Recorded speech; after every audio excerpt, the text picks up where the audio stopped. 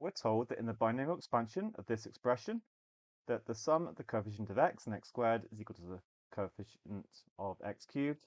The coefficient of x squared is positive, and we're asked to determine what p is. So let's get the expansion down. Hopefully you know the pattern by now, but you can use the formula. So 1 minus 8x to the p is going to be 1 plus p times minus 8x. That's my, remember this is my x as such, and this is my n. Then it would be plus p times p minus 1 over 2 times minus x all squared. And then another term plus p minus 1, p minus 2. Just keep subtracting 1. Now I divide by 2 times 3 minus 8x cubed. So let's just simplify this a little bit before I set the coefficients equal. So 1 minus 8px.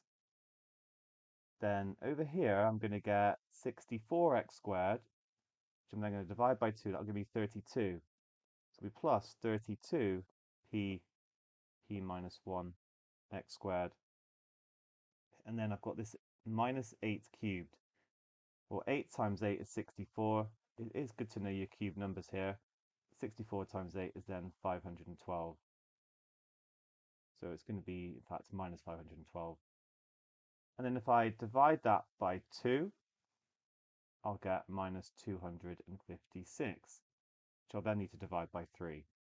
So minus 256 over 3 p minus 1, p minus 2 x cubed.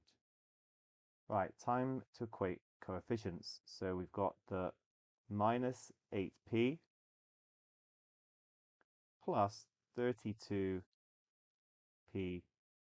minus 1 is equal to minus 256 over 3 p minus 1, p minus 2. I'm just going to add, actually, that's what I'm doing, equating coefficients.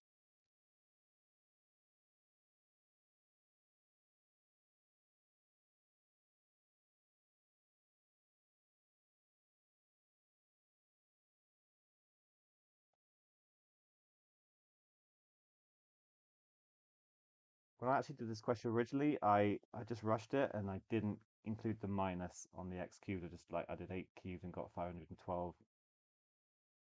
But then I got a quadratic that I realized didn't factorize. I went back and corrected it. So we need to work out p from this.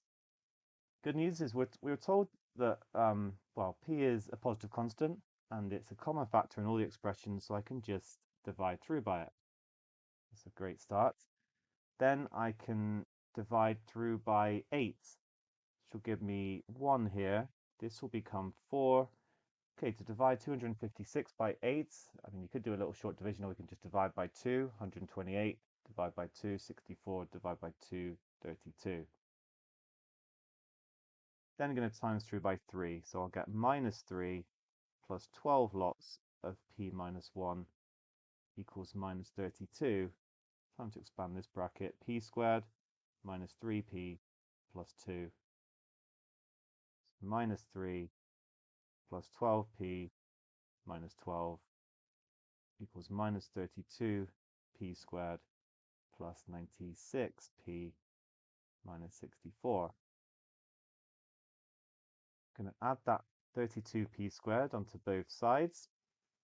Then I'll do 12 minus 96. Best to do 96 minus 12 actually, so that'll be 84, so it'd be minus 84p. And we've got minus 15 plus 64, that's the same as 64 minus 15. This gives plus 49.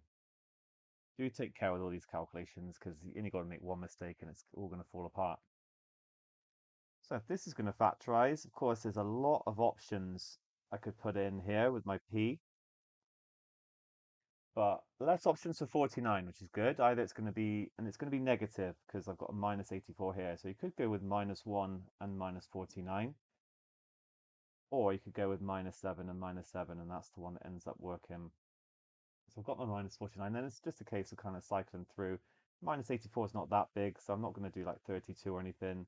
So let's go with 8 and 4. Okay, that will give minus 56p, minus 28p, which does, in fact, yeah, give minus 84p. So then p is 7 over 8, or 7 over 4. Just got one last thing to do. We were told that the coefficient of x squared is positive. So here it is. Or actually, I did simplify it, didn't I? I use this one.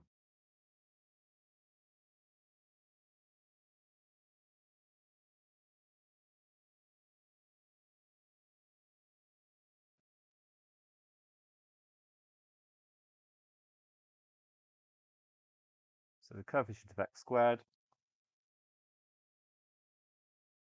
so p equals 7 over 8. We're going to get 32 times 7 over 8 times, well, it's going to be 7 over 8 minus 1. It's going to be minus 1 over 8. I don't even need to work out what that is. It's going to be less than 0. So I'm going to reject this solution. P equals 7 over 4. 32 times 7 over 4 times 7 over 4 minus 1, which is 3 over 4. This is fine, greater than 0.